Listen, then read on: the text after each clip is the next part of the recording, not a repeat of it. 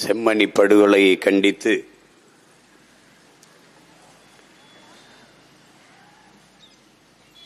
நடந்து கொண்டிருக்கிற கண்டன ஆர்ப்பாட்டத்தில் உணர்வு எழுச்சியோடு கூடியிருக்கிற எனது அன்பு உறவுகள் அனைவருக்கும் வணக்கம்.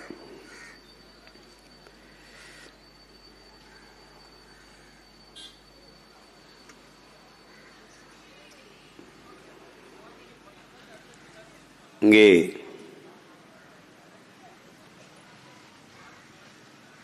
முன்பு பேசிய தம்பிகள் குறிப்பிட்டது போல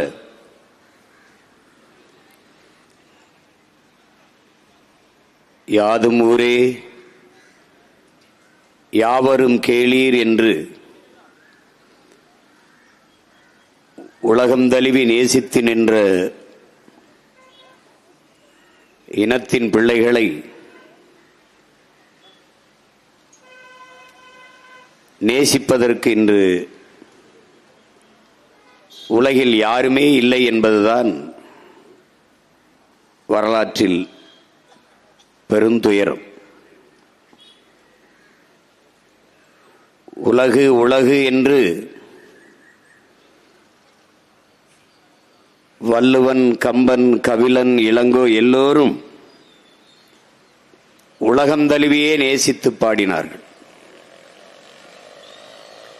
புதியதோர் உலகம் செய்வோம், கெட்ட போரிடும் உலகத்தை வேரோடு சாய்ப்போம் என்று பாடிய புரட்சி பாவலின் பேரனும் பேத்திகளும் அதே போரால் கொல்லப்பட்டதுதான் பெருங்கொடுமை.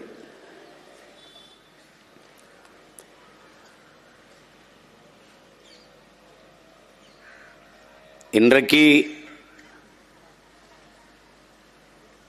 இனத்திற்கு இழைக்கப்பட்ட அநீதிக்காக நீதி கேட்டு ஏதோ ஒரு ஓரத்தில் நின்று இந்த பிள்ளைகள் பேசுவது உலகத்தாரின் செவிக்கு எட்டுமா,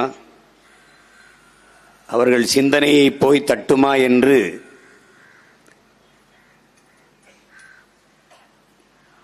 எல்லோரும் கேள்வி எழுப்புவார்கள், எழுப்புகிறார்கள். ஆனால் என் அன்பு உடன் பிறந்தார்களே, உலகெங்கிலும் புரட்சி என்பது இப்படித்தான் தொடங்கி இருக்கிறது. புரட்சிக்கான சிந்தனை என்பது ஒரு தனி மனித சிந்தனையிலிருந்துதான் தொடங்கி இருக்கிறது. வண்டி நிறைய குப்பையானாலும் வண்டி நிறைய நெருப்பை எடுத்துக்கொண்டு யாரும் போவதில்லை. ஒரு தீப்பெட்டி ஒரு தீக்குச்சி தான். இங்கே புரட்சி என்பது ஒவ்வொரு மனிதனின் காலடிக்கு கீழே காய்ந்த சருகுகளாக காத்து கிடக்கிறது ஒரு தீக்குச்சியின் உரசலுக்காக. இன்று ஏதோ ஒரு ஓரத்தில் நாம் பற்ற வைக்கிற இந்த தீ புரட்சி தீயாக பெரு நெருப்பாக மாறி உலகம் முழுமைக்கும் மனச்சான்றுள்ள மானுடர்களின் இதயத்தை எரிக்கும். அது சுடும். அன்றைக்கு எமக்கு இழைக்கப்பட்ட அநீதி என்று அவர்கள் சிந்தைக்குப்படும். யாரு கேட்பது? இதை யார் கேட்பார்?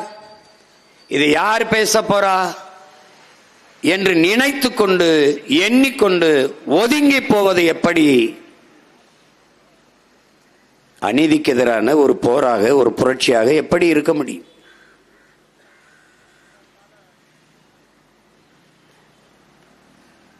இன்றைக்கு அதிகாரமற்ற எளிய பிள்ளைகளாக நாம் இந்த வீதியில் நின்று பேசிக்கொண்டிருக்கிற இதே சிக்கலை அதிகாரத்தை கைப்பற்றிய பிறகு பல லட்சக்கணக்கான மக்களை திரட்டி வைத்து பேசும்போது அப்பவும் உலக நாடுகள் ஊமையாக கடந்து போகுமா என்ன? செவியை பொத்திக் கொண்டு பேசாமல் இருந்து விடுமா என்ன?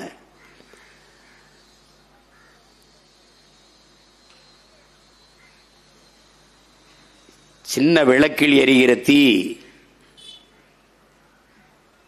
வாய்க்கிட்ட இருந்து ஊதுகிற காற்றில் அணைந்து விடுகிறது.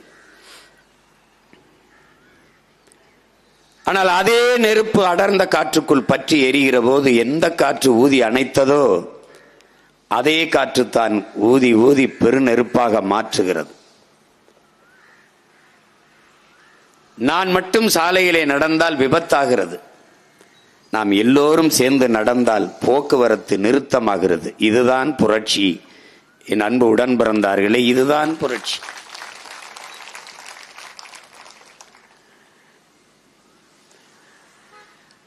ஆனால் எங்காவது ஒரு புள்ளியில் தொடங்கியாக வேண்டும். யாருமே பேசவில்லை என்றாலும் நாங்கள் பேசுவோம், எங்களுக்காக பேசுவோம், எங்கள் இனத்திற்காக பேசுவோம் என்ற எண்ணம்தான் இன்றைய கால தேவையாக தமிழினத்திற்கு இருக்கிறது.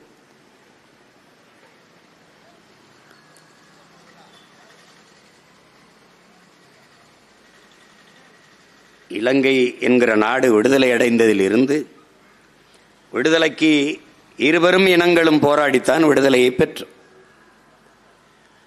கெடுவாய்ப்பாக இந்திய பெருநிலத்தில் இந்தியை தாய்மொழியாக கொண்டவரிடத்திலே விடுதலை போனது போல அங்கே சிங்களரிடத்திலே விடுதலை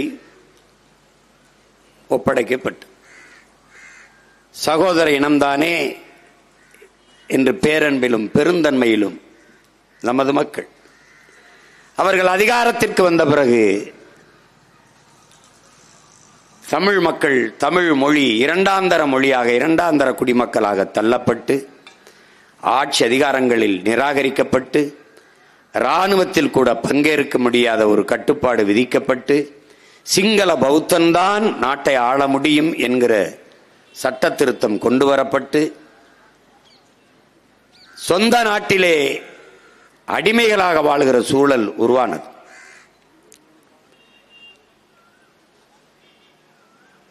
முழு இராணுவ வலிமையை வைத்துக் கொண்டு ஒரு இன மக்களை அடக்கி ஒடுக்கி அழித்து ஒழித்து அந்த நிலப்பரப்பை தனதாக்கிக் கொள்ள சிங்கள இனவெறி அரசும் அதிகாரமும் முழு இராணுவ வலிமையும் துடிக்கும் போது எளிய மக்கள் எதுவும் செய்ய முடியவில்லை. பள்ளிக்கு செல்கிற பிள்ளைகள், கல்லூரிக்கு செல்கிற பிள்ளைகள், விளைநிலங்களுக்கு சென்று திரும்புகிற நமது பெற்றோர்கள் கொல்லப்பட்டார்கள், வன்புணர்வுக்கு ஆளாக்கப்பட்டார்கள். அப்படி கல்லூரிக்கு சென்று திரும்பிய மகள்தான் தங்கை கிருசாந்தி அவர்கள். மகளை காணவில்லையே என்று தாய் ராசம்மாள், தம்பி துரைமுருகன் கூட விளக்கி பேசினார். பதறி கதறுகிறாள். இளைய மகன் பிரணவ் அவரை அழைத்துக் கொண்டு குடும்ப நண்பர் ஒருவர் கிருபாமூர்த்தி அவரையும் அழைத்துக் கொண்டு செல்கிறார்கள், தேடுகிறார்கள். கடைசியாக அவனுடைய உந்துருளியில், அதாவது அவனுடைய மிதிவண்டியில் சைக்கிளிலே இருந்த அந்த ஒரு உரை, ஹேண்ட்பாரில் இருந்த உரை, அது கீழே விழுகுது. இந்த இடத்தில் விழுந்து கிடக்குதே அந்த அவனுடைய சைக்கிளிலே இருந்த உரை. அப்ப இது இந்த இடத்திலே விசாரித்தால் தெரியும் என்று அங்கிருந்த இராணுவ முகாமில் விசாரிக்கும் போது எல்லோரும் தெரியவில்லை, எங்களுக்கு தெரியாது என்ற பதிலைத்தான் தருகிறார்.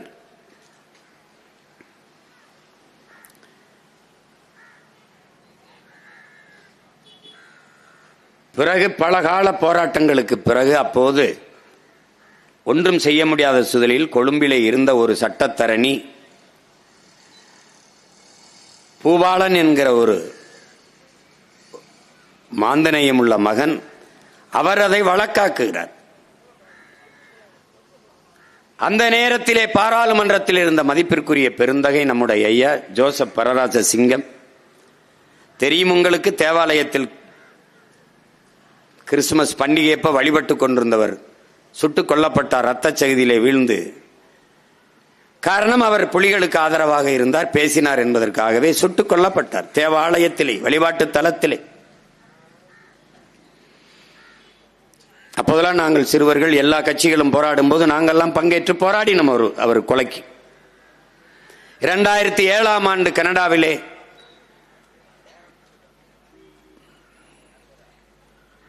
அங்கே போய் தலைவருடைய பிறந்த நாள் மாவீரர் தினத்துக்கு உரையாற்றி சென்ற நான் அப்போது கூடியிருக்கிற இப்படி அரங்கிலே கூடியிருக்கிற மக்களுக்கு இடையே அழைத்து போக விடுவதில்லை தலைவர். பின்வழியே தான் ஏற்றி வர வேண்டும், பேசி பின்வழியே அழைத்து சென்று விட வேண்டும். ஏனால் பாதுகாப்பு இருக்காது என்று எனக்கு அனுமதிக்கவில்லை. நான் 7ஆம் ஆண்டு பேசிட்டு தலைவருடைய பிறந்த நாளில் பேசிட்டு இறங்கும்போது சில முக்கிய குடும்பங்களை, மாவீரர் குடும்பங்கள், சில முக்கியமான குடும்பங்களை நீங்கள் சந்திக்க வேண்டும் என்று தம்பிகள் கேட்டுக்கொண்டதிலே அதிலே ஒரு அறையிலே வைத்து ஒரு எல்லோரையும் சந்தித்தேன். அப்போது ஒரு தாய், அவரை அறிமுகப்படுத்தினார்கள் என் தம்பிகள், அங்கிருந்த தம்பிகள். இவர் நம்முடைய ஐயா ஜோசப் பரராஜசிங்கம் அவருடைய துணைவியார் என்று. இந்த தாய் என்னிடத்தில் கேட்டது இன்றும் எனக்கு நினைவிலே இருக்கிறது. என்னை இருக தழுவி நெத்தியிலே முத்தமிட்டு சொன்னார், நீ என் வயிற்றில் மகனாக பிறந்திருக்க கூடாதா என்று என்னை கேட்டார். எனக்கு இன்னும் நினைவர். நான் இப்பவும் உங்கள் மகன்தான் தாயே என்று வணங்கினேன். அப்படிப்பட்ட ஒரு மகன் ஜோசப் பரராஜசிங்கம்.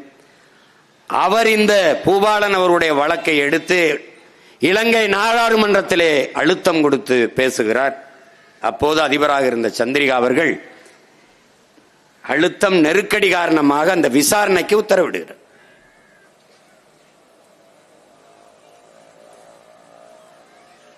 அந்த விசாரணையின் போதுதான் அங்கிருந்த இராணுவ தளபதிகள் ஒத்துக்கொள்கிறார்கள். ஆம், 11 பேர் சேர்ந்து கிருசாந்தியை, தங்கை கிருசாந்தியை வன்புணர்வு செய்து கொலை செய்தது. இதெல்லாம் தம்பித்துறை தெளிவாக விளக்கி பேசினர். அப்போதுதான் அது படுகொலை செய்யப்பட்டு புதைக்கப்பட்டது தெரிய வந்தது. இதற்கு முன்பு நீங்கள் அதற்கும் நாம் பேசியிருக்கிறோம், போராடி இருக்கிறோம். 600க்கும் மேற்பட்ட எலும்புக்கூடுகள் தோண்டி எடுக்கப்பட்டது, பல நூற்றுக்கணக்கான எலும்புக்கூடுகள். அதை இலங்கை அன்றைய அப்போதைய ஆட்சியாளர்கள் சொன்னார்கள், இது 600 ஆண்டுகளுக்கு முன்பு புதைக்கப்பட்டது என்று. 600 ஆண்டுகளுக்கு முன்பு புதைக்கப்பட்ட ஒரு இடத்தில் ஒரு சிறுவன் பைக்கத்திலே பிஸ்கட், அந்த ரொட்டி சாப்பிட்ட அந்த உரை கிடந்து, அது இன்றைக்கு இலங்கையிலே இன்றைக்கு சந்தைப்படுத்தி விற்கப்பட்டுகிற ஒரு ரொட்டியினுடைய பிஸ்கட் உரையினுடைய அது ரொட்டி இதனுடைய கவர் உரை. யாருமே அந்த கேள்வி எழுப்பவில்லை. அப்போதும் நாம் தான் ஆட்சியாளர்களுக்கும் சர்வதேச சமூகத்துக்கும் எழுப்பினோம்.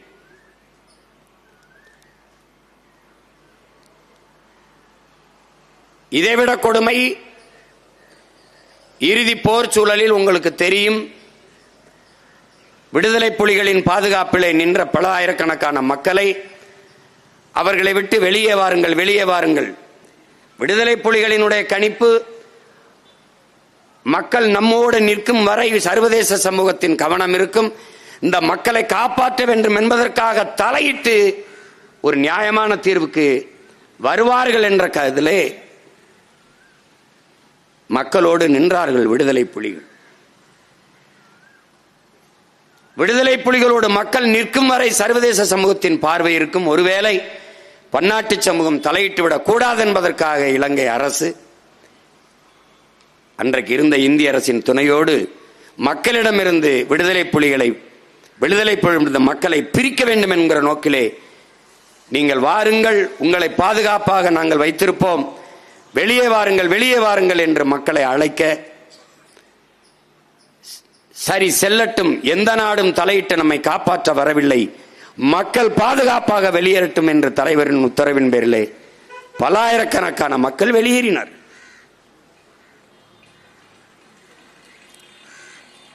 அப்படி போனவர்களில் நம்முடைய அண்ணன் பூலித்தேவனும் நடேசன் அவர்களும்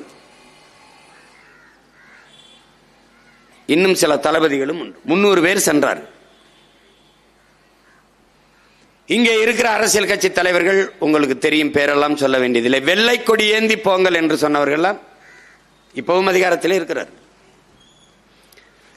வெள்ளை கொடியோடு வந்தவனை ஏன் சுட்டு கொன்றாய் என்ற கேள்வியை இந்திய பெருநாடு அன்னைக்கு ஆட்சியில் இருந்தவர்களும் சொல்லவில்லை, தமிழ்நாட்டை ஆண்டு கொண்டிருந்தாலும் கேட்கவில்லை. ஒரு சமாதான கொடியோடு சரணடைய வந்தவனை ஏன் கொன்றாய் என்ற கேள்வியை பன்னாட்டு சமூகமும் இந்திய பெருநாடும் எவரும் எழுப்பவில்லை. குறிப்பாக தமிழ்நாட்டை ஆண்டவர்கள் வெள்ளை கொடியோடு போய் சரணடையுங்கள் என்று சொன்னவர்களும் கேட்கவில்லை. கொன்று குவித்து போட்டார்கள் 300 பேரையும். அதிலே அண்ணன் நடேசன், பூலித்தேவன் எல்லாம் உடலெல்லாம் கொப்பளங்களாக வெந்து கிடந்ததை காட்சி இருக்கு, பார்க்கலாம். அப்படியாக 10,000க்கும் மேற்பட்ட மக்கள், 50க்கும் மேற்பட்ட பிஞ்சு குழந்தைகளோடு சரணடைந்தார்கள் நம் மக்கள். இன்று வரை காணாமல் ஆக்கப்பட்ட எங்கள் பிள்ளைகள் எங்கே? விசாரணை என்று விசாரணைக்கு என்று அழைத்து செல்லப்பட்ட எங்கள் பிள்ளைகள் எங்கே? என் கணவன் எங்கே? என் மகன் எங்கே என்று, என் தம்பி எங்கே? என் தங்கை என்று இன்னும் நமது மக்கள் பதாகையோடு போராடி கொண்டிருப்பதை நீங்கள் பார்க்கிறீர்கள். உலகில் இத்தனை நாடுகள் மானுடம் பேசுகிற தலைவர்கள் கண்ணையும் காதையும் பொத்திக்கொண்டு வாயை மௌனித்து அமைதியாக இருக்கிறார்கள். காரணம் இந்தியா. இந்தியா என்கிற இந்த துணைக்கண்டத்தை, பெருநாட்டை தாண்டி அந்த சிக்கலுக்குள் பன்னாட்டு சமூகம் தலையிட விரும்பவில்லை, முடியாது, தலையிடாது. காரணம், இந்தியா மிகப்பெரிய ஒரு சந்தை, 150 கோடி மக்கள் தொகை கொண்ட பெரிய வெரி பிக் மார்க்கெட். அமெரிக்கா நாட்டினுடைய வெளியுறவுத்துறை அமைச்சர், அந்த நாட்டின் அமைச்சர் சொல்லுகிறார், இந்தியாவின் சந்தையை நாம் கைப்பற்றி விட்டோம் என்கிறார். உனக்கும் எனக்கும் இது நாடு, அவனுக்கு இது சந்தை, வெரி பிக் மார்க்கெட். அப்படி என்றால் நீனும் நானும் யார்? அவன் உற்பத்தி செய்கிற பொருள்களை வாங்கி நுகர்கிற மந்தைகள், அவ்வளவுதான். அதே அமைச்சர் சொல்லுகிறார், ரஷ்யாவுடன் நீங்கள் வர்த்தக ஒப்பந்தம் செய்யக்கூடாது என்கிறார். இவ்வளவு பெரிய நாடு, இந்த நாடு எந்த நாட்டோட வர்த்தக ஒப்பந்தம் செய்ய வேண்டும் என்பதை இன்னொருவன் தீர்மானிக்கிறான் என்றால் இந்த நாட்டை ஆளுகிறவன் எவன்? இந்த நாட்டின் அதிகாரம் யார்? எங்கே? என்னுடைய வெளியுறவு கொள்கை, வர்த்தக கொள்கை, பாதுகாப்பு கொள்கையை யார் தீர்மானிப்பது? ரஷ்யாவோடு நீ ஒப்பந்தம் போடாதே என்று சொல்கிறார்.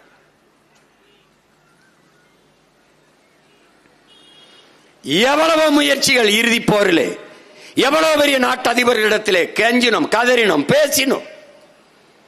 எல்லா நாடுகளும் சொன்ன ஒரே பதில், what about India says? India என்ன சொல்லுது? இதான் இங்க இருக்கிற சிக்கல். தெற்காசியாவிலே மிகப்பெரிய துணைக்கண்டம் இந்தியா. இந்தியாவின் இசைவில்லாத, ஆதரவில்லாது எந்த ஒரு நாடும் பிறக்க முடியாது. இந்தியா இசைவு தந்தது பங்களாதேஷ், இந்தியா ஏற்றுக்கொண்டது தெற்கு சூடான்.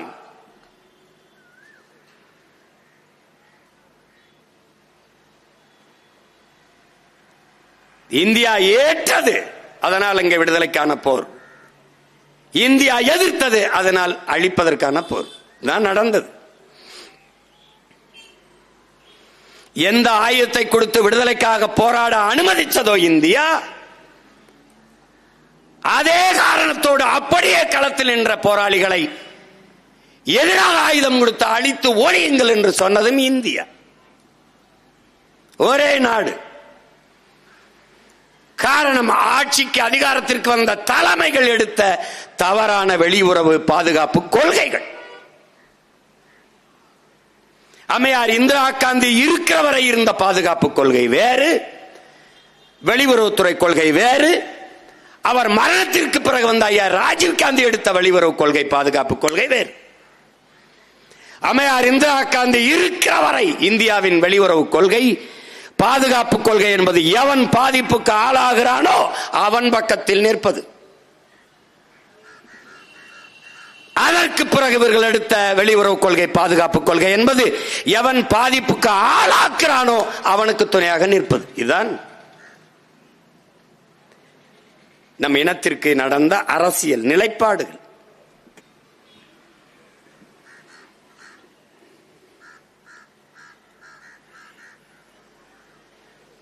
இதிலே சரணடைந்த 10,000 போர் கைதிகள், பொதுமக்கள் அவர்கள் எங்கே என்ற கேள்வியை இதுவரை பன்னாட்டு சமூகத்தில் ஒருவரும் எழுப்பவில்லை. எத்தனையோ நாட்டு தலைவர்கள், குறிப்பாக இந்திய நாட்டினுடைய முதன்மை அமைச்சர் மாண்புமிகு ஐயா நரேந்திர மோடி பலமுறை செல்கிறார்கள். இந்த நாட்டில் முதல்வராக இருந்தவர்கள் ஒருவர் கூட கேட்கவில்லை. 39 நாடாளுமன்ற உறுப்பினர்கள் கடந்து இப்போது 40 நாடாளுமன்ற உறுப்பினர்கள் நடந்து போய்கொண்டிருக்கிறது. ஒருவர் கூட இந்த கேள்வியை எழுப்பவில்லை.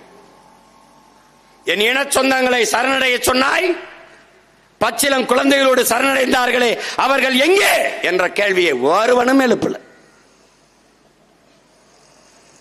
ராஜபக்சே பதவிக்காலம் முடிந்து சிறிசேனா வந்தார், கேள்வி எழுப்பப்பட்டது 10,000 பேர் சரணடைந்தார்களே அவர்கள் எங்கே? மிக சாதாரணமாக எல்லோரும் செத்து போனார்கள், முடித்து விட்டார்.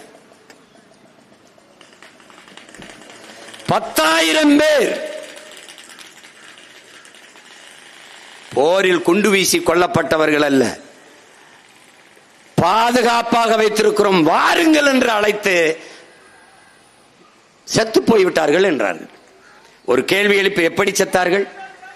10,000 பேர் செத்தார்கள். எப்படி செத்தார்கள்? எப்படி செத்தார்கள்? நோயிலையா, பசியிலையா, பட்டினியிலையா? எப்படி செத்தார்கள்? கொன்று புதைத்து விட்டார்கள். அந்த கூடுகள் தான் எல்லாம். அந்த கூடுதான் முன்பு தோண்டியது, 600 ஆண்டுகளுக்கு மூத்தது என்று சொன்னார்களே அது. இந்த தாய் நிலத்தில் தோண்டுகிறான், உன்னுடைய தொன்மம் வெளிப்படுகிறது, உன்னுடைய அடையாளங்கள் வருகிறது, உன்னுடைய பண்பாடு வெளியில் தெரிகிறது. அங்கே தோண்டுகிறான், எலும்பு கூடுகளில் உன் இனப்படுகொலை வெளியே தெரிய வருகிறது. சாட்சி கேட்கிறார்கள், அங்கே நடந்தது இனப்படுகொலையா என்பதற்கு. சாட்சியாக எம் இன மக்களின் எலும்பு கூடுகள் நின்று போராடி கொண்டிருக்கிறது உலக அரங்கிலே. எங்களுக்காக எவரும் பேச இல்லை, இயற்கை எம்மோடு இசைந்து நின்று போராடி கொண்டிருக்கிறது. இயற்கை எங்களுக்காக போராடி கொண்டிருக்கிறது.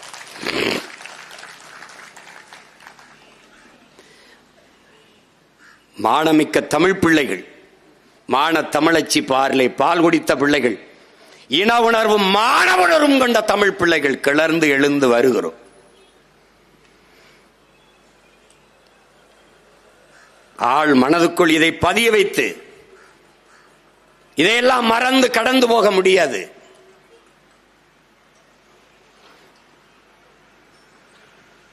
நம்ம என்ன சொல்வார்கள்? ஈழத்தை வைத்து அரசியல் செய்து பிழைக்கிறார்கள் என்பார். இவர்கள் இலவசத்தை வைத்து அரசியல் செய்து பிழைத்துக் கொண்டிருக்கிறார்கள். இதை அரசியல் என்று வேறு சொல்கிறார். இந்த அரிசி பருப்பு கொடுப்பது, 1500 கொடுப்பது, வேட்டி சேலை கொடுப்பது, மிக்சி கிரைண்டர் கொடுப்பது, தனக்கு வாக்களித்து அதிகார வலிமை எடுத்து ஆட்சி அதிகாரத்தில் உட்கார வைத்த மக்களை கையேந்தி பிச்சை எடுக்க வைப்பதற்கு பெயர் ஆட்சி, அந்த ஆட்சியை நிறுவுவதற்கு பெயர் அரசியல் என்று இன்றும் இந்த நிலத்தில் பேசிக்கொண்டு அலைகிறார்கள்.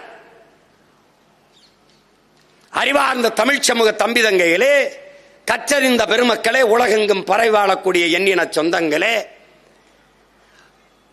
உலகிலே தோன்றிய ஒரு மூத்த இனம் தமிழர்கள் நாங்கள் பெருமை பேசுவோம் என்று எண்ணலாம். அமெரிக்க மொழியில் ஆய்வறிஞன் அலெக்ஸ் குலியர் சொல்கிறான், ஆதியில் மனிதன் பேசிய முதன் மொழி தமிழ் என்று. அப்படி என்றால் முதல் மாந்தன் தமிழன். ஆதியிலே காடுகளில் வாழ்ந்த மனிதன் எழுப்பிய ஒலியிலே இருக்கிற ஒளி வடிவம் இன்றும் தமிழிலே இருக்கு. ஓ என்று தொலைதூரத்தில் இருக்கிற மனிதனை அழைக்கவன் எழுப்பிய ஒலி இன்று வரை தமிழிலே இருக்கிறது. ஆதி மொழி தமிழ். அவனவன் தாய்மொழி. எங்களுக்கு உலக மொழிகளின் தாய்மொழி தமிழ்.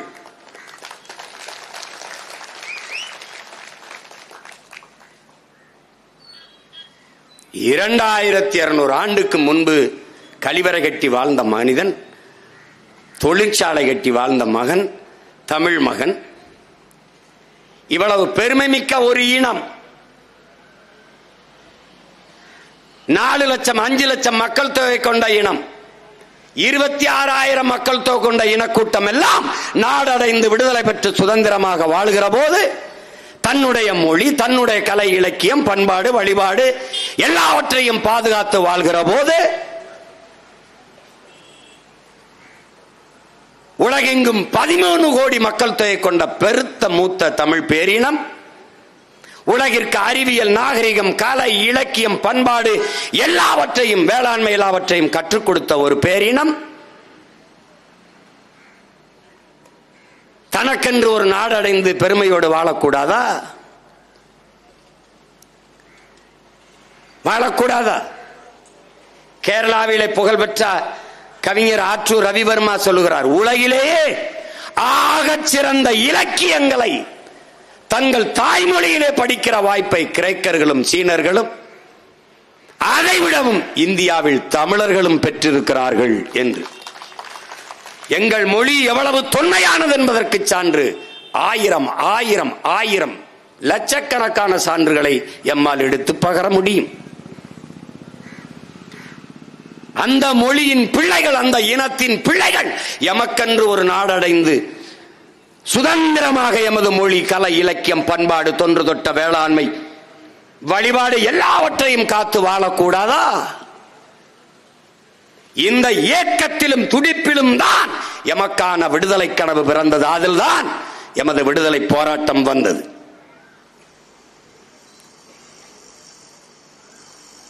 எங்களை ஓண்டி அண்டி பிழைக்க வந்த சிங்கனிடத்திலே அடிமைப்பட்டு வாழ்வதை விட விடுதலைக்காக போராடி சுதந்திரமாக சாவது மேலானது என்ற முடிவிலே அந்த களத்திலே விடுதலை போர் தொடங்கியது. அடிமை நிலையிலிருந்து வாழ்வதை விட அன்ன தமிழ் சமூக மக்கள்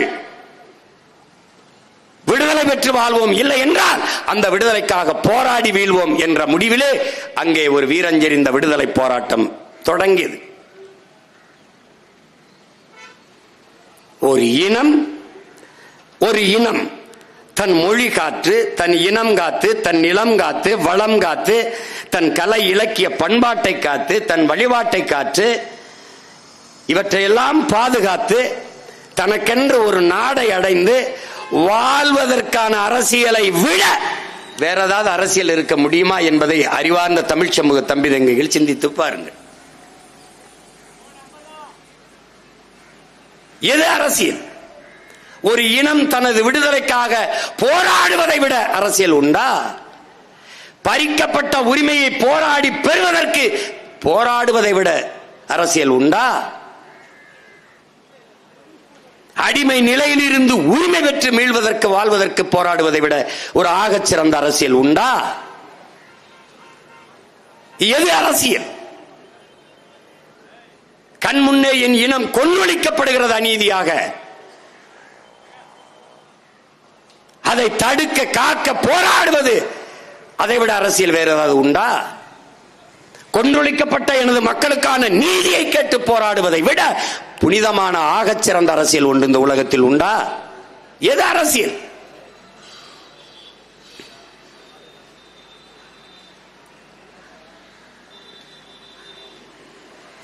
எது எமக்கான அரசியல்?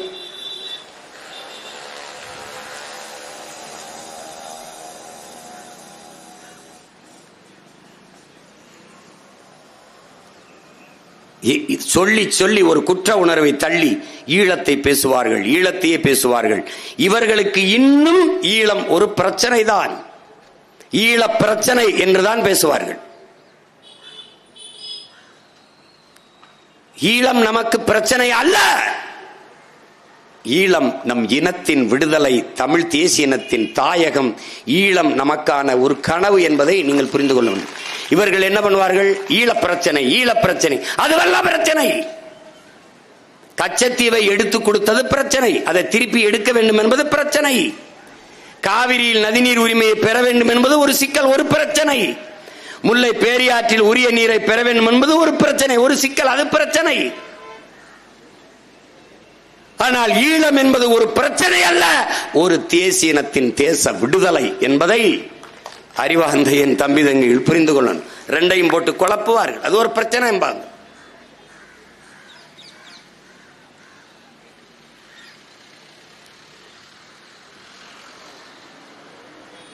இன்னைக்கு பன்னாட்டு சமூகம் செம்மணி படுகொலைக்காக பேசாமல் போகலாம்.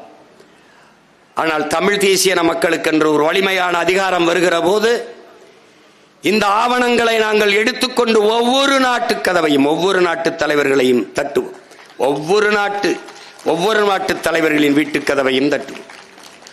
எம் இனத்திற்கு இழைக்கப்பட்ட அநீதியை பாருங்கள். சான்று இதோ. அது இனப்படுகொலை. அது போர் குற்றம் அல்ல. அந்த போரே குற்றம். எந்த நாட்டில் சொந்த நாட்டு மக்களின் மீது ராணுவ தாக்குதல் நடத்தி அளிக்கப்பட்டிருக்கிறது? ஒரு நாட்டுக்கும் இன்னொரு நாட்டுக்கும் கூட நடக்கும் போது போரிலே பயன்படுத்தக்கூடாத ஆயுதங்களை எல்லாம் வைத்து எங்களை அழித்தது எப்படி? சொந்த நாட்டு மக்களின் மீது வான்வெளி தாக்குதல் எந்த நாட்டிலே நடத்தப்பட்டிருக்கிறது? இலங்கையை தவிர எந்த நாட்டில்? இதை எப்படி பன்னாட்டு சமூகம் அனுமதித்தீர்கள்? இந்திய பெருநாடு 8 கோடி மக்களை, இந்த நிலப்பரப்பெங்கும் 8 கோடி மக்களை தன்னகைத்து வைத்திருக்கிற பெருந்தேசம் எப்படி பேசாமல் இருந்தது? அந்த நாட்டை பேச வைக்காமல் இந்த ஆட்சியாளர்கள் என்ன பண்ணி கொண்டிருந்தார்கள்?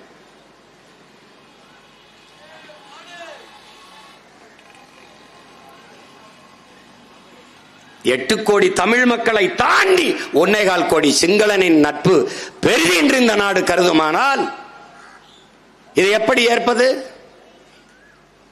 இந்த நாடு நாடாவதற்கு முன்பு இருந்தே நிலைத்து வாழக்கூடிய பூர்வீகுடி மக்கள், இந்த நாட்டுக்கு சொந்தமான மக்கள், இந்த நிலப்பரப்பு முழுதும் என்னது என்கிறார் அண்ணல் அம்பேத்கர். இந்த நாட்டின் விடுதலைக்காக செக்கிழுத்தவன் என் பாட்டன், தூக்கில் தொங்கியவன் என் மூதாதை, சிறைப்பட்டவன் வதைப்பட்டவன் என்னுடைய முன்னவர்கள். அப்படி எந்த பங்களிப்பை சிங்களன் செய்தான்?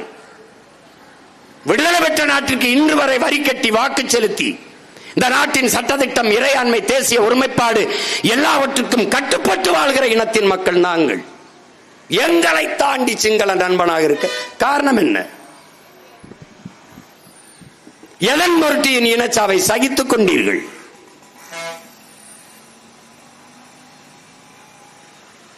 எதன் பொருட்டு?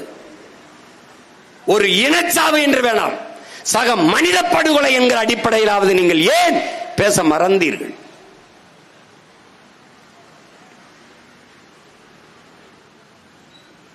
இப்போது இதை தோண்டி எடுக்கிற போது, சாட்சியங்கள் வெளிப்படுகிற போது இலங்கையின் தலைவர்கள் என்ன சொல்கிறார்கள்? அது ஏன் ராணுவ வீரர்களின் உடலாக இருக்கக்கூடாது என்று. இந்த சிறுவன் எந்த ராணுவத்தில் இணைந்தான்? அந்த தாய் கை குழந்தையோடு எந்த ராணுவத்தில் பணியாற்றினார்? எந்த ராணுவத்தில்? எந்த ராணுவ வீரன் பால் புட்டி வைத்திருந்தான்? எந்த ராணுவ வீரன் பைக்கூடோடு இருந்தான்? இதை ஏன் எந்த ஒரு தலைவனும் கேள்வி எழுப்புவதில்லை?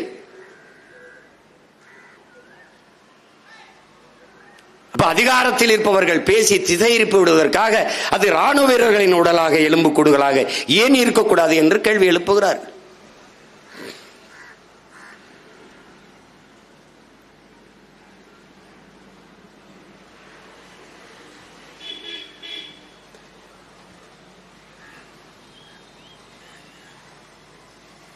இப்படித்தான் உலக நாடுகள் எங்கும் போராடி போராடி விடுதலை பெற்றிருக்கிறார்.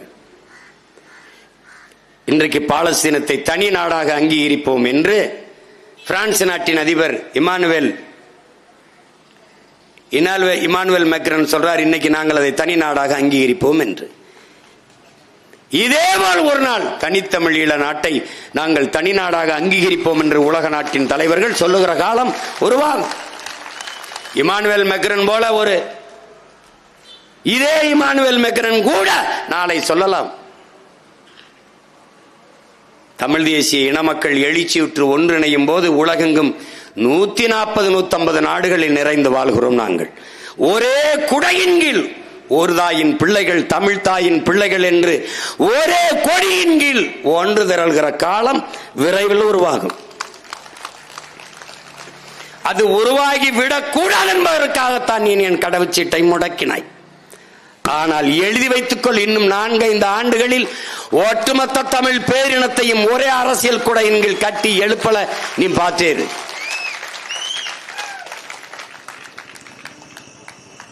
இன்றைக்கு நாங்கள் பேசுகிறோம், நாளை எங்களுக்காக உலகெங்கும் இருக்கிற மானுடம் பேசுகிற மகத்தான தலைவர் மருமக்கள் பேசுவார்கள். அதற்கான காலம் உருவாகும். அதற்கான காலம் உருவாகும். புரட்சியால் போராடி பூத்த பூமிகள் எத்தனையோ இருக்கிறது. அதன் தலைவர்களுக்கு எங்களுக்கு இழைக்கப்பட்ட அநீதி கொடுமைகள் போய் சேரவில்லை, சேர்க்கவில்லை. அதுதான் சிக்கல். சேர இந்த ஆட்சியாளர்கள் விடவில்லை, அதுதான் கொடுமை. எங்களுக்காக யார் பேசியிருக்க வேண்டும்? உலக நாடுகளுக்கு இந்தியாவில் யார் பேசவில்லை என்றாலும் தமிழ்நாடு பேசியிருக்க வேண்டும், பேசவில்லை. உலகில் எந்த நாடு பேசவில்லை என்றாலும் இந்தியா பேசியிருக்க வேண்டும், பேசவில்லை. அதனால் எந்த நாடும் பேசவில்லை, அவ்வளவுதான்.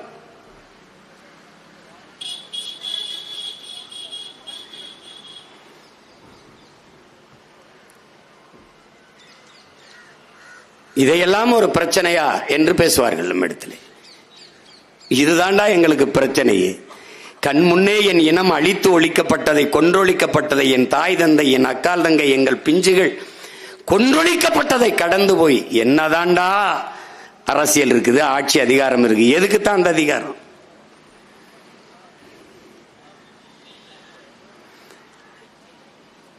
எங்களுடைய இறுதி இலக்கே பூமி பந்தில் எங்களுக்கென்று ஒரு தேசத்தை படைப்பதுதான். அதற்கான பயணம்தான் இது. தமிழ் தேச மக்களுக்கென்று, தமிழ் தேசிய மக்களுக்கென்று ஒரு அதிகாரத்தை படைப்பது, அந்த அதிகாரத்தை கொண்டு அவர்களுக்கென்று தேசம் படைப்பது, இதுதான் எங்கள் கனவு. இங்கே பேசிய தம்பிகள் கூட குறிப்பிட்டார், தம்பி ஹுமாயூன் கூட குறிப்பிட்டார், இது நமக்கான நாடு அல்ல, நம்மை பற்றி இது கவலைப்படாது என்பதற்கு பல உதாரணங்களை, காரணங்களை சொல்ல முடியும். திபெத்தியனுக்கும் இந்த நிலத்திற்கும் இந்திய நாட்டிற்கும் என்ன தொடர்பு இருக்கிறது? தலாய் லாமாவை பத்திரமாக பாதுகாக்கிற இந்தியா ஏன் தலைவரை கொல்ல வேண்டும் என்று துடித்தது? திபெத்தியர்களுக்கு குடியுரிமை கொடுத்து பாதுகாப்பாக விளையாட்டு திடல், வணிக வளாகம், திரையரங்குகள், கல்லூரிகள், பள்ளிகள் எல்லாம் கட்டி கொடுத்து படிக்க பாதுகாக்கிற இந்த அரசு ஏன் தமிழீழ மண்ணிலிருந்து வந்த நம் இரத்த சொந்தங்களை ஏன் இன்னும் ஏதிலிகளாக வைத்திருக்கிறது? 35 ஆண்டுகளை தொட்டு ஒரு தலைமுறை தாண்டி வாழுகிற தமிழ் சொந்தங்களை ஏன் இன்னும் ஏதிலிகளாக, அகதிகளாகவே வைத்திருக்கிறது? அறிவார்ந்த தமிழ் சமூக மக்களே, என்னிலும் இளைய என் தம்பி தங்கையிலே, எங்களுக்கும் அவர்களுக்கும் எந்த தொடர்பும் இல்லாத Malaysia, Singapore, Australia, Denmark, Norway, Sweden, New Zealand, France, Germany, Britain, America, உலகில் எல்லா நாடுகளும் எங்களை தன்னாட்டு குடிமக்களாக ஏற்றுக்கொண்டு குடியுரிமை கொடுக்கிற போது இந்த நாடு ஏற்க மறுப்பது ஏன்? கொடுக்க மறுப்பது ஏன்?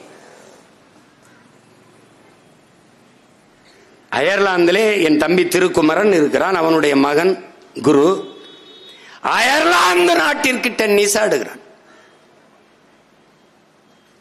அவன் டென்னிஸ் ஆடுவதற்கு அந்த நாட்டின் பிரதமர் வாழ்த்து கடிதம் எழுதுகிறார். குரு, இந்த நாட்டின் பெருமையை நீ நிலைநாட்டுகிறாய் என்று. தமிழீழ மண்ணில் பிறந்த மகன் அயர்லாந்து நாட்டின் குடிமகனாக அங்கு அந்த நாட்டிற்கு விளையாடுகிறார். எங்கள் பிள்ளைகள் அந்த நாட்டின் காவல்துறையிலே, அந்த நாட்டின் ராணுவத்திலே பங்கேற்கிறார்கள். அங்கீகரிக்கப்படாத தேசம். அந்த நாடுகளுக்கிடையே நடந்த போட்டியிலே தமிழீழ மண்ணில் பிறந்த எங்கள் பிள்ளைகள், எங்கள் தாய் நிலத்தின் பிள்ளைகள், எங்கள் தேசிய கொடி ஏந்தி கால்பந்தாட்டத்திலே முதலிடத்தை வென்று தமிழீழ தேசிய கொடியோடு அந்த திடலிலே ஓடி வருவதை நீங்கள் பார்ப்பீர்கள். எதற்காக என் தலைவன் ஆசைப்பட்டான்? எதற்காக நாங்கள் ரத்தம் சிந்தி உயிரை கொடுத்து போராடினோம்? இதற்காகத்தான். அந்த கொடி ஏறுகிற போது என் தாய் மொழியிலேயே என்னுடைய தேசிய கீதம் பாடப்பட்டது. ஏறுது கொடி ஏறுது என்று பாடப்பட்டது வெற்றி மேடையிலே. நான் சொல்லும் போது நீங்கள் ஏளனமாக எண்ணிருக்கக்கூடும்.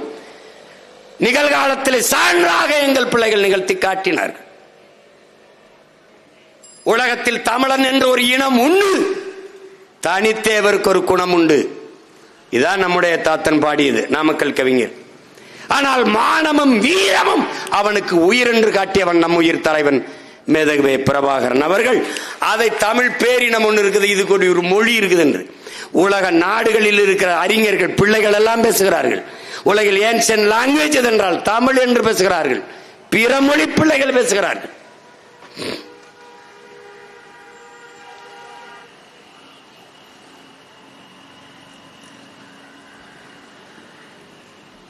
இது காரணம் எல்லாம் நாம் பெரிதாக தேடி அலைய வேண்டியது இல்லை. சிவசங்கர மேனன், வெளியுறவுத்துறை செயலாளராக இருந்த சிவசங்கர மேனன் சாய்ஸஸ் என்ற தன்னுடைய வாழ்க்கை வரலாற்று நூலிலே எழுதியிருக்கிறார்.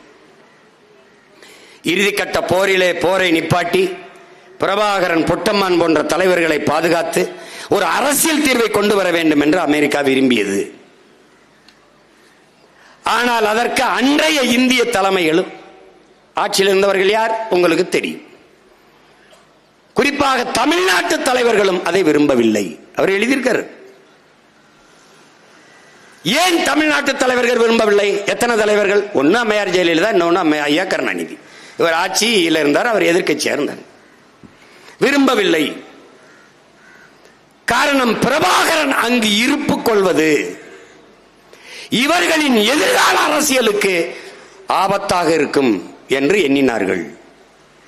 அதனால் அந்த போரை விரைவில் ஒரு முடிவுக்கு கொண்டு வர வேண்டும் என்று எண்ணினார்கள். அவன் என்ன சொல்றான்? கோத்தபாய ராஜபக்சே, கோத்தபாயம் ராஜபக்சே என்ன சொல்றான்? என்ன சொல்றான்? இந்தியா விரும்பிய போரையே நாங்கள் செய்தோம்.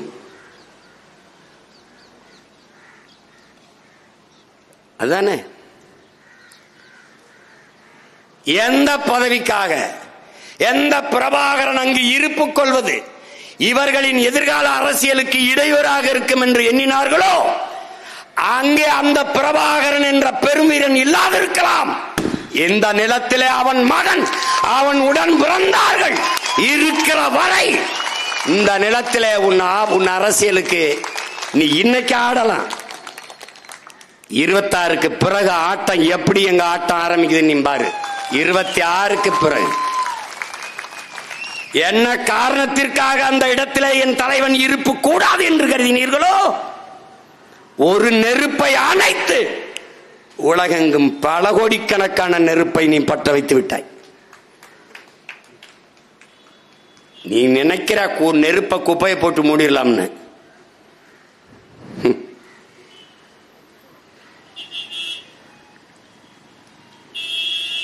இங்கே எல்லாம் எப்படிப்பட்ட தலைவர்கள் ஈழத்தை பேசுகிறவர்கள் கருணாநிதிக்கு எதிராக கொண்டாந்து நிறுத்துவார்கள். இந்தியாவை, காங்கிரஸை விமர்சிப்பார்கள். இந்தியாவிற்கும் இந்த போருக்கும் என்ன சம்பந்தம் கேட்பது யார்? உங்களுக்கே தெரியும். இந்தியாவிற்கும் இந்த போருக்கும் எந்த சம்பந்தம் இல்லை என்றால் என்ன மயத்துக்கு உண்ணாவிரதம் உண்டா? என்ன மயத்துக்கு உண்ணாவிரதம் உண்டா? எதுக்காக உண்ணாவிரதம் உண்டா? எதற்காக? யாரிடத்திலே முறையிட்டு போரை நிப்பாட்ட உண்ணாவிரதம்? இந்தியாவுக்கு எதுக்கும் சம்பந்தம் இல்லையே. உண்ணாவிரத்தை முடித்து போகும்போது போர் நின்று விட்டது. யார் சொன்னது? பிரணாப் முகர்ஜி. அப்ப பிரணாப் முகர்ஜி சொன்னா போர் நிக்குது. அப்ப எப்படி சொன்னீங்க? உண்ணாவிரதம் எதற்காக இருந்தீர்கள்? சாகும் வரை உண்ணாவிரதம். யாரிடத்திலே கோரிக்கை வைத்து? கருணாநிதிக்கும் போருக்கும் சம்பந்தம் இல்ல, இந்தியாவுக்கும் போருக்கும் சம்பந்தம் இல்ல. அப்ப என்ன பொழுதுபோகலைன்னு உண்ணாவிரதம் இருந்தீங்களா? எதுக்கு உண்ணாவிரதம் இருந்தீங்க? காங்கிரஸை வேரோடும் வேரடி மண்ணோடும் ஒழிப்போம், இனி ஒட்டுமில்லை உறவுமில்லை என்று பேசியது யார்? இப்ப ஒட்டிக்கொண்டு உரசிக்கொண்டு நிற்பது யார்? யார்? ஈழத்தை பேசிங்கன்னா எல்லாவற்றையும் கருணாநிதிக்கு எதிராக கொண்டாந்து நிறுத்துவார்கள். எப்படின்னா எப்படி? மழை விட்டாலும் தூவானம் விடாது என்று சொன்னது யார்? பிரணாப் முகர்ஜி சொல்லிவிட்டார் போர் நின்று விட்டது என்றால் அப்ப பிரணாப் முகர்ஜி சொன்னால் போர் நிற்குது. பிரணாப் முகர்ஜிக்கும் போருக்கு என்ன சம்பந்தம்? இந்தியாவுக்கும் போருக்குமே சம்பந்தம் இல்லைன்னா பிரணாப் முகர்ஜி பேச்ச ஏன் கேட்கணும்? இல்ல என்ன கொண்டு இருந்தது பாரு. போர் நின்றுச்சுன்னு உண்ணாவிரத்தை முடிஞ்சு வந்த பதுங்கு குளிக்கல பங்கருக்குள்ள இருந்த 200-300 பேர் வெளியேறிட்டான். ஏன் நடந்தது? என் தமிழ் மீது, என் தாய் மீது, என் தலைவன் மீது சத்தியமா நடந்தது. போர் நின்றுச்சுங்கிறாரு பங்கருக்குள்ள இருந்தவன் பதுங்குழியில இருந்து வெளியில வந்துட்டான். 200 பேர் 300 பேர் மொத்தமா கொண்ட போட்டு கொண்டு விட்டான். இதான் நடந்துச்சு. பச்சை படுகொலை பண்ண படுபாதகர்கள் இவர்கள். அவருக்கு எதிராக திருப்பி விடுவார்கள். இதைவிட கொடுமை. ஈழத்தை பேசிங்க என்ன போது? ஈழத்தமிழர்களுக்கு ஓட்டா இருக்குது. அப்ப இதுக்கு முன்னாடி பேசினீர்கள், அப்போது ஈழத்தமிழர்களுக்கு ஓட்டா இருந்தது. ஏன் பேசுனீங்க? ஏன்? அங்க என் தலைவன் இருந்தான். அந்த விடுதலை போராட்டம் எழுச்சியா இருந்தது. அப்போது அதை பேச வேண்டிய தேவை இந்த நிலத்தில் உங்களுக்கு இருந்தது. இப்போ ஈழத்தமிழனுக்கு ஓட்டா இருக்குது. எங்களுக்கு வேண்டியது ஈழத்தமிழன் ஓட்டல்ல, அவனுக்கு ஓட்டு இல்ல, அது எங்கள் உரிமை. அந்த தாயக விடுதலை என்பது ஈழத்தில் வாழ்ந்த தமிழனுக்கான விடுதலை அல்ல, உலகெங்கும் பரவி வாழக்கூடிய 13 கோடி தமிழ் தேசிய மக்களின் தேச விடுதலை. அது தெரியாதா உங்களுக்கு? ஈழம் எங்களுக்கு வாக்கா, ஈழம் எங்களுக்கு ஓட்டா, எங்கள் உரிமை. ஈழம் என்பது 3 எழுத்து சொல்லல்ல, எம் உயிர், எம் மூச்சு. 50,000 ஆண்டுகளுக்கு மூத்த தமிழ் தேசிய பேரினத்தின் விடுதலை என்கிற பெரும் கனவு. அத போய் பேசி என்ன ஆகுது? வேணாம். ஈழத்தை பேசுவான், பிரபாகரனை பேசுவான், தமிழர் என்று பேசுவான். அதனால சீமானுக்கு ஓட்டு போடக்கூடாது என்றால் அந்த நிலையை பெருமையோடு இந்த மகன் இந்த நிலத்தில் எதிர்கொள்வேன்.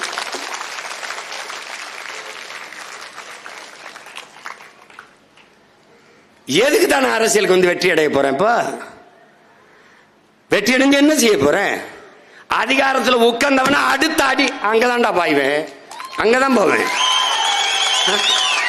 நான் ஒரு சின்ன விளையாட்டுக்கு ஏதோ போயிட்டுப்பா விளையாட்டுக்கு போயிட்டுப்பான்னு. டே இன்னைக்கும் சொல்றேன்டா, நான் வந்து முதலமைச்சர் நாற்காலியில் உட்கார்ந்தவன என் மீனவனை தொற்றா சொல்றா பாக்குறேன், கைவினர் சொல்றா பாக்குறாங்க. பார்க்க சொல்லு. இவர் எப்படிங்க வெல்லுவாரு?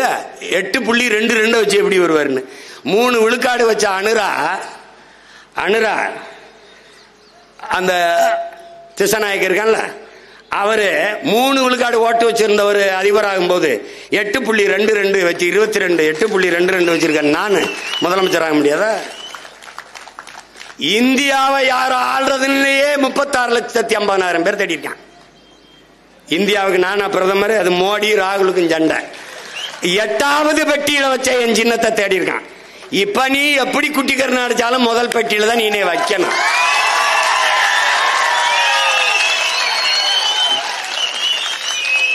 விவசாயினா சீமான், சீமான்னா விவசாயி. அதுலயே உனக்கு குழப்பம் வரும்னு மூஞ்சியே ஏன் மூஞ்சிதான் அது சீமான போட்டுருவான். நீ ஒன்னும் பண்ண முடியாது. என்னைய வேண்டுட்டேன், உங்களை கொன்றுட்டேன், கதை முடிஞ்சு. இந்த லஞ்சம் வாங்குறது, ஊழல் செய்யறது, மழையை குடையிறது, மண்ணல்றது, இன்னது செய்வேன்னு தெரியாது பாத்துக்க. இதே மாதிரி என் பிள்ளைகளை எப்படி மூடி போச்சிருக்கான் பாரு, இதே மாதிரி நீ தோண்டின குழியில போட்டு மூடிடுவேன். அதே பொக்குழி, அதே குழி, அவ்வளவுதான். நீ அதுக்கு பின்னாடி பாருங்க இந்த அக்கிரமம் சொல்லிட்டு தானே செய்யறேன். என்ன சாட்டை உனக்கு உனக்கு குவாரி, ஒரு குவாரி ஓனர் ஆபீஸ் ரூமுக்குள்ள வாங்க இருங்க, உங்களுக்கு இருக்கு. ஏன்னா எங்களை எல்லாம் என்ன பார்த்தா தெரியுது. இப்படி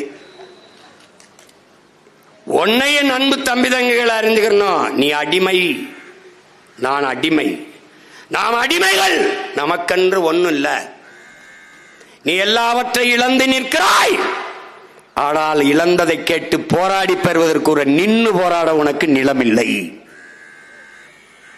ஆசிரியர் பெருமக்களா, அறிவார்ந்தவன் வீதியில நிக்கிறான், ஒண்ணு மனம் இல்ல. ஜாக்டோஜியோ போராடுறான், வீதியில் நிக்கிறான். போக்குவரத்து தொழிலாளன் வீதியில நிக்கிறான். வீடு தேடி அரசு, ரோடு தேடி மக்கள் போராடுறதுக்கு 13 லட்சம் பேர் தமிழ்நாடு தேர்வு ஆணையத்தில் தேர்வு எழுதுறான். ஒருத்தனுக்கு வேலை இல்லை. நீ என்ன பண்ணுவ சீமான்? 13 லட்சம் பேர் இல்லடா, எல்லா பேருக்கும் அரசு வேலை கொடுப்பான்டா. பிரபாகரன் மகன் கொடுப்ப எல்லா பேருக்கும் அரசு வேலை. No Uber, Ola, no Swiggy, Zomato, stop it. யாரா அந்த முதலாளி? யாரா சொல்ற? சுகி சுமோட்டோ ஓனர் யாரா சொல்ற? முதலாளி யாரா தெரியும்.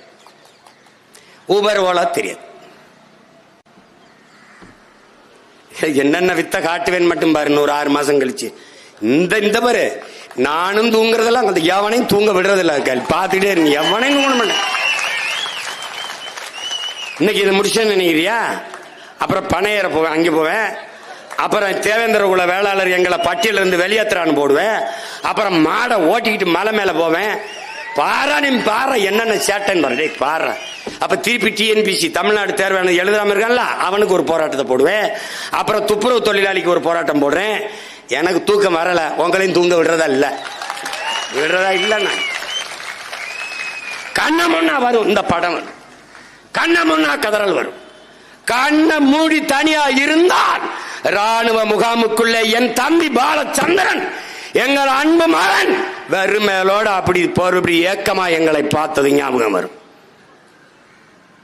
நீ இப்படித்தான் கற்பனை செய்யணும்.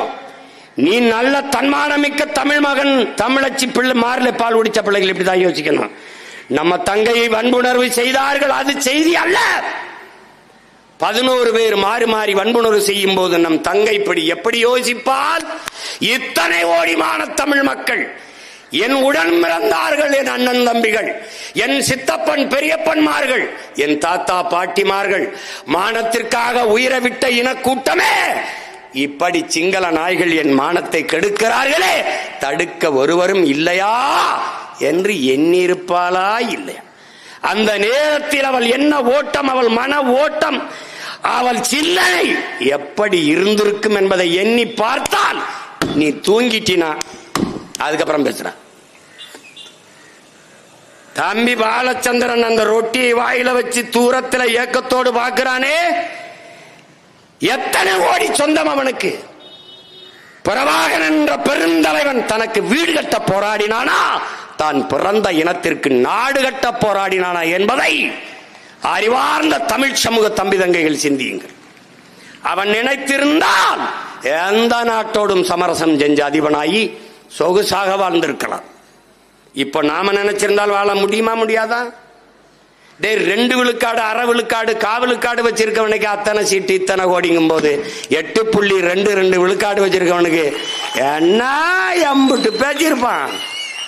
எம்பிட்டு பேசியிருப்பான் சொல்லு பாப்போம். 10 பேர் உள்ள போகலாம். நீங்க உள்ள போய் போனவன் என்ன பண்ணான்னு கேட்டா பதில் இல்லை. போனவன் என்ன பண்ணான்? மேசையை தட்டினான். அதை எங்க வீட்டு மாட்டு சாணியை தண்டாலும் 2 ராட்டியாவதா இருக்கும். என்ன பண்ண, என்ன பண்ணினார்கள்?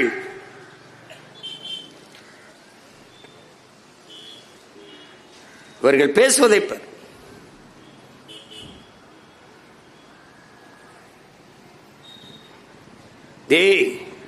நமக்கு துரோகி யாரு எதிரி யாருன்னு தெரியும். ஆனால் எதிரியும் துரோகியும் விட ஆபத்தானவர்கள். அந்த துரோகியும் எதிரியும் தற்காத்து நிற்கிறான் பாரா, நம் இனம் சார்ந்தவன், அவன் தாண்டா பேராபத்தானவன். குறுக்க குறுக்க ஓடுறான்டா, வெட்ட ஓங்கும் போது குறுக்க வந்துறான்டா. ஆத்தாடி சின்னத்தாமையன்ல, ஆத்தாடி பெரியம்மா மகன்ல, ஆத்தாடி சித்தப்பாவில, இதுலே தாண்டா நம்ம இது. இனிமே அந்த பாவம் பார்க்க கூடாதரா, ஏறி அடிச்சிட வேண்டியதான். கொண்ட கொள்கைக்கு லட்சியத்திற்கு எதிராக பெத்த தாய் தந்தரே வந்தாலும் நமக்கு எதிரிதான். இங்கே போர், லட்சிய கூட்டத்திற்கும் ரசிகர் கூட்டத்திற்கும் இடையே போர், சண்டை.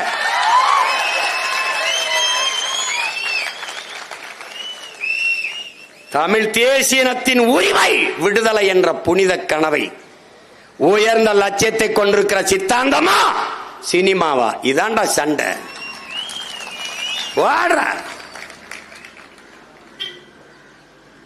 சாதாரண அரசியலாடா நம்ம எடுத்து வைக்கிற அரசியலை இந்த நாட்டில் எவனாவது எதிர்கொண்டு அப்புறங்கள் சும்மா என்ன சொல்லிட்டே இருக்க, நீயே பயந்துருவா என்னையா இந்த வருத்து வராப்ல அப்படின்னு கொள்ள வெறியில் இருக்கேன் நான். தம்பி, எல்லா வேதனைக்கும் ஒரே மருந்துதான் சாதனை தான். இதைத்தான் அறிவாச அண்ணல் அம்பேத்கர் எல்லா துன்பப்பூட்டுக்கும் ஒரே சாவிதாண்டா ஆட்சி அதிகாரம். அதிகாரத்தை பிடி, பிறகு அடி. இதை உள்வாங்கிக் கொண்டு களத்தில் நிக்கணும். நம்ம நிலங்கெங்கும் புதகுழிதான், நிலமெங்கும் புதகுழிதான், நிலமெங்கும் எலும்பு கூடுகள் தான். ஆனால் இவர்களைப் போல நாம் விட்டு விட்டு போக முடியாது இல்லையா? இவர்களைப் போல மறந்து கடந்து நடந்து போக முடியாது இல்லையா? முடியாது இல்லையா?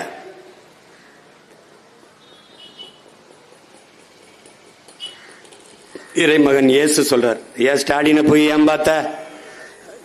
நான் என்ன செய்யணுங்கிறது எல்லாரையும் எனக்கு எழுதி விடுறான்.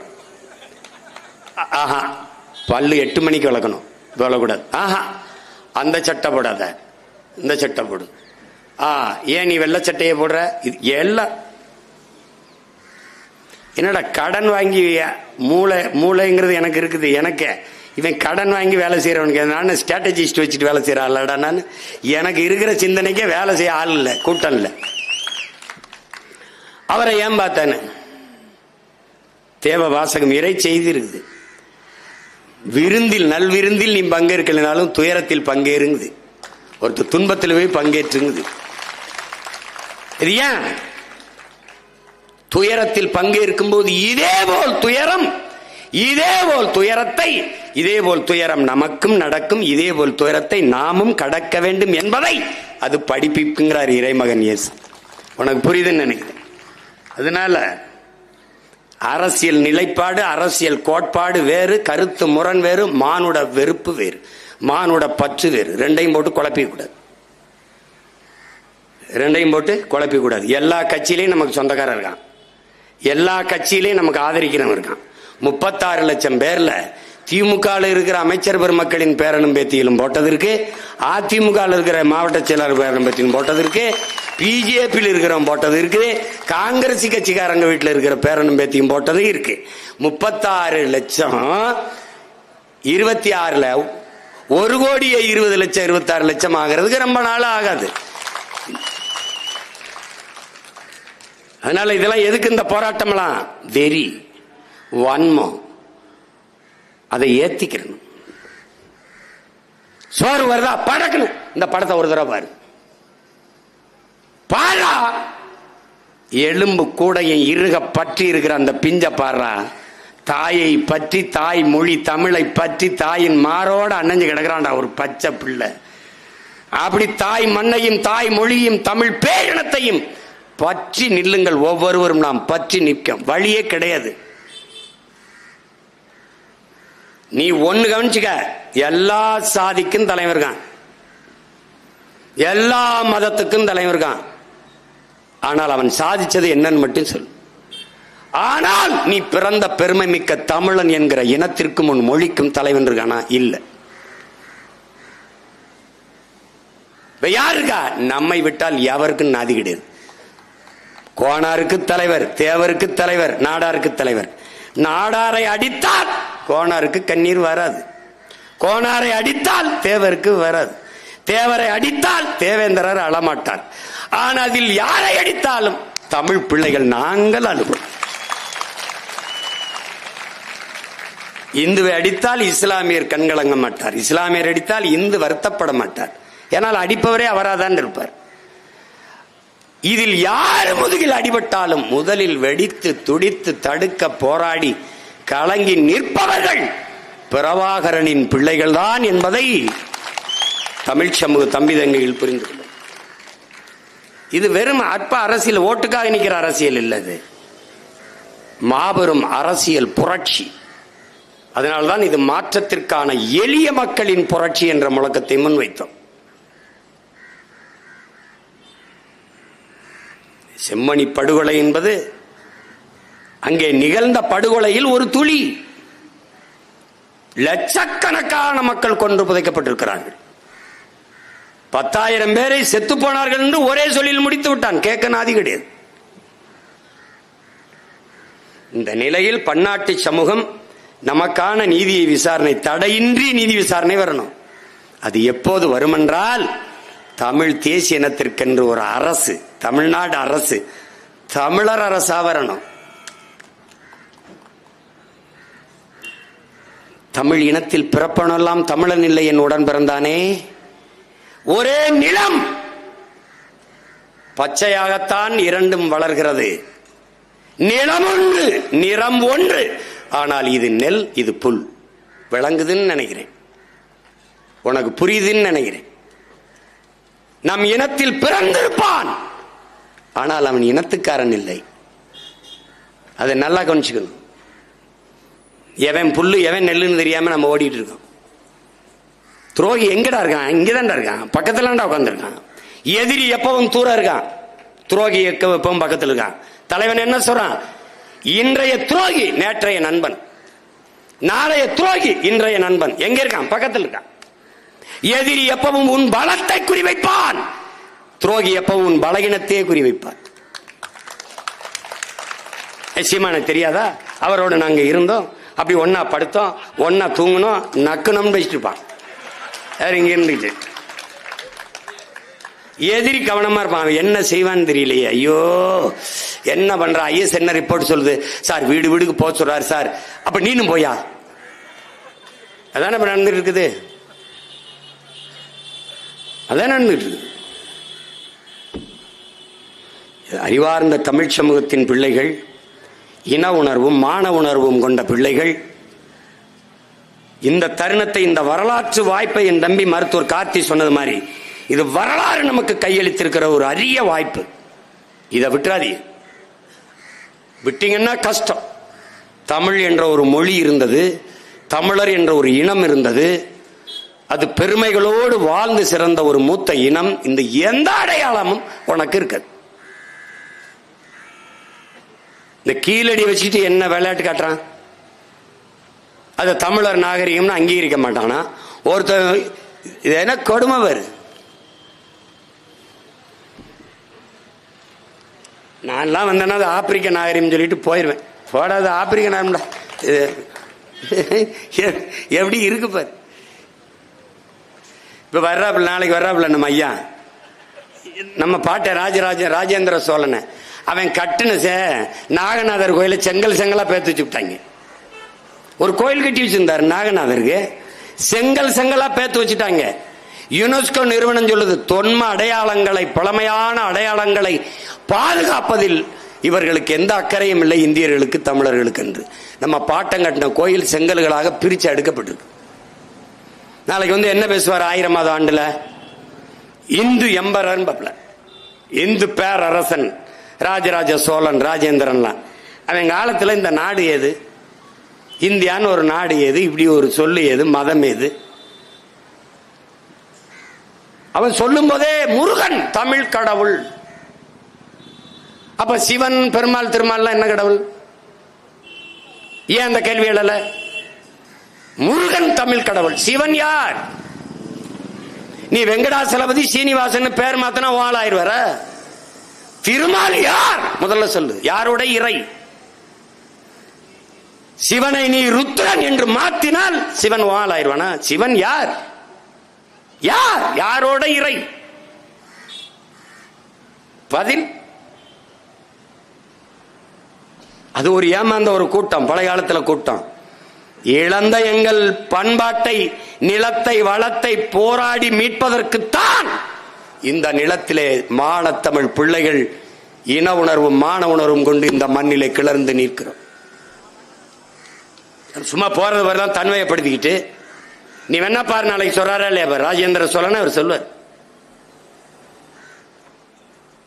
அவ்வளவு போற்றுதற்குரிய பெருமகன் அவர் என்றால் இந்திய கப்பற்படைக்கு ராஜேந்திர சோழன் படைன்னு வச்சுட்டு போகலாமே.